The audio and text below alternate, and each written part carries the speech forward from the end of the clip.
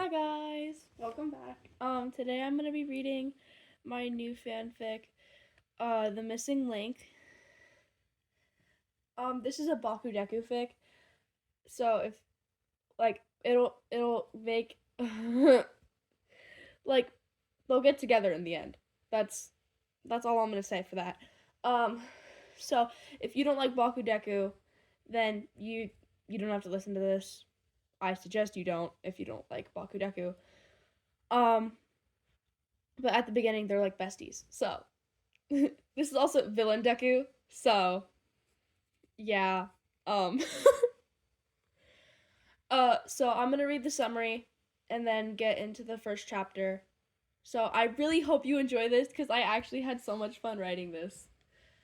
I also wrote this at the football game yesterday. So I also read a lot. But okay. I'm gonna shut up and read the summary and the first chapter. So again, this is The Missing Link, and I really hope you enjoy. The Missing Link. Summary. Izuku Midoriya went missing at age 6. His best friend Katsuki was probably hit the hardest by his disappearance. Katsuki missed Izuku even after almost 9 years of him being missing. Katsuki hoped to see Izuku again, but when he gets saved by a boy who resembles his childhood friend, he brushes it off as him being delusional. Oh, how wrong Katsuki would realize he'd been. Chapter 1. Remembrance. He went missing when he was 6. Katsuki knew this. He knew Izuku had gone missing then. He still didn't want to believe it 9 years later, though. Izuku had been Katsuki's best friend. They'd played heroes, they'd talked about the future. Hell, their quirks even manifested at the same time. Katsuki's was stronger, of course. He sprayed nitroglycerin sweat and ignited it to make explosions. Izuku's quirk wasn't super flashy or anything, but it was a mix between his father's and mother's quirks. Izuku was able to control the gravity of objects that were as heavy as a weight he could lift. For example, Izuku could lift a vase with flowers and water inside, because even without his quirk, he'd be able to carry the weight the vase had. How was his quirk like his father's? Well, Izuku could also control the temperature of anything he touched. For example, one day, when Katsuki was freezing cold during winter, Izuku touched his shoulder and raised his body heat. Izuku could also lower the temperature of things he touched, which is what he did when his father had tried to hit him. That happened the day before Izuku went missing.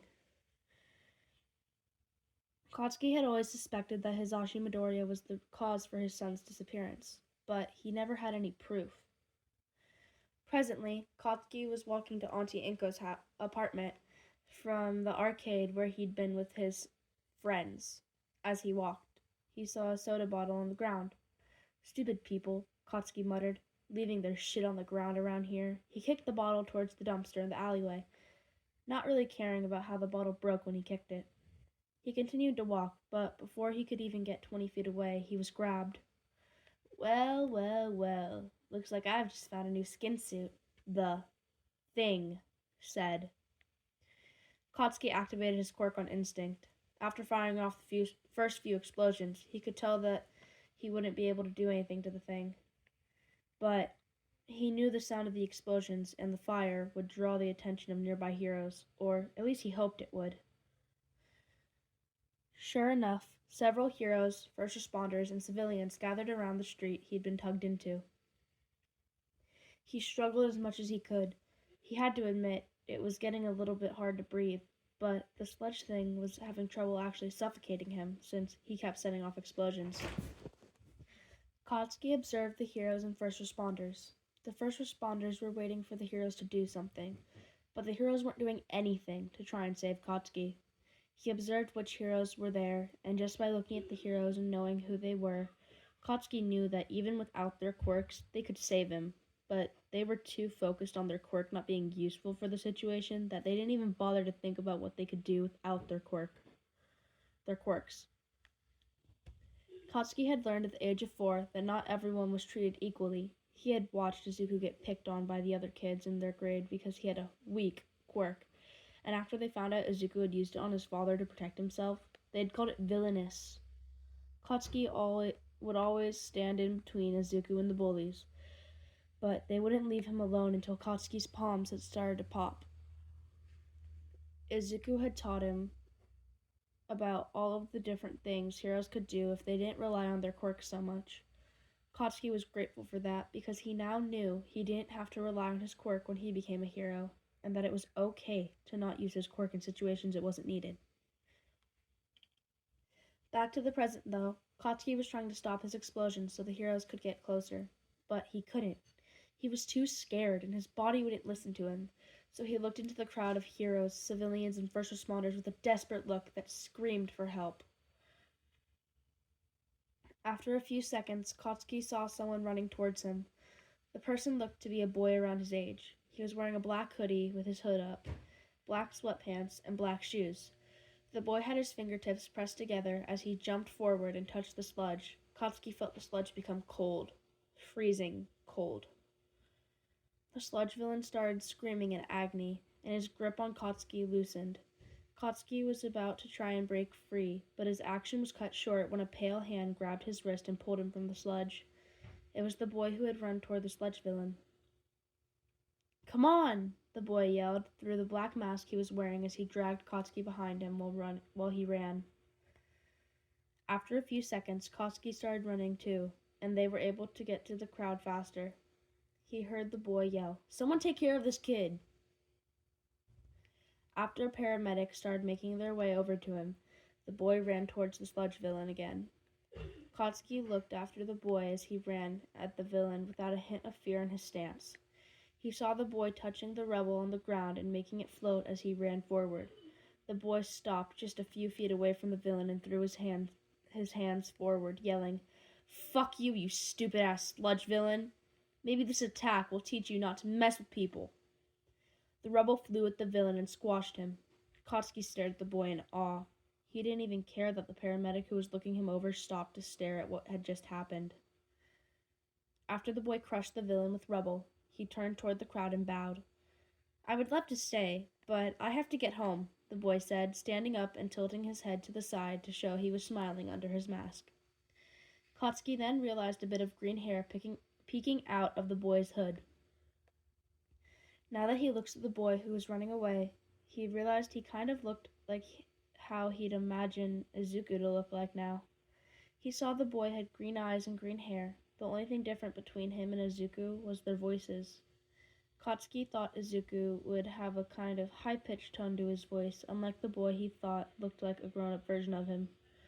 The boy who'd saved him had a deep voice that kind of sounded modulated now that he thinks about it, but he doesn't think on it for too long, because the paramedic was dragging him over to a nearby ambulance to finish checking him over while several pro heroes followed them and praised him for his bravery. Katsuki hated how he got praised for his quirk and Izuku had gotten bullied for his, since Katsuki could literally kill someone with one explosion if he wanted, and Izuku could kill someone too, but not as easily as Katsuki could. Once Katsuki had gone away from the reporters and heroes, he continued his walk to Auntie's apartment. When he got there, he unlocked the door and walked in. "Auntie, I'm here," he called, closing the door. "Oh, Katsuki, there you are," Auntie said, walking over to him and pulling him into a tight hug. "I was so worried. You're normally here at least an hour after school lets out. What happened?" I got caught up on a villain attack," he said, not wanting to worry her, but not wanting to lie to her either. "You were attacked?" she asked, quickly scanning him for injuries. "Are you okay?" "I'm fine, Auntie. Someone saved me," he said, giving her a small but genuine smile. "Okay," she said. "I'm still going to tell Mitsuki about this, but she wants you to stay the night here since she and Masaru are working late." Katsuki just nodded before asking, "Is Hisashi here?" He had to stay late at work, but he'll be here within the hour," she said, smiling. Katsuki nodded and said, "Okay." Okay, so that's the end of chapter 1 of The Missing Link. I really hope you enjoyed this. I've been meaning to make a Bakudeku fic for a while, because Bakudeku is, like, my favorite ship. But then I, fell in love with Shindeku. Like, I love both of them. And Bakudeku is still my favorite, but Shindeku's up there. I love it so much. Yeah, though. I really hope you guys enjoy this. I'm going to write more today. I'm gonna write more fan fiction today, and I will try and podfic it later if I finish it. But I'm not gonna post the podfic today. I'm gonna make you guys wait. Sorry, but I'm gonna make you guys wait because I'm already posting two today. Um, I still need to post the perfect birthday. As of now, I haven't posted it yet because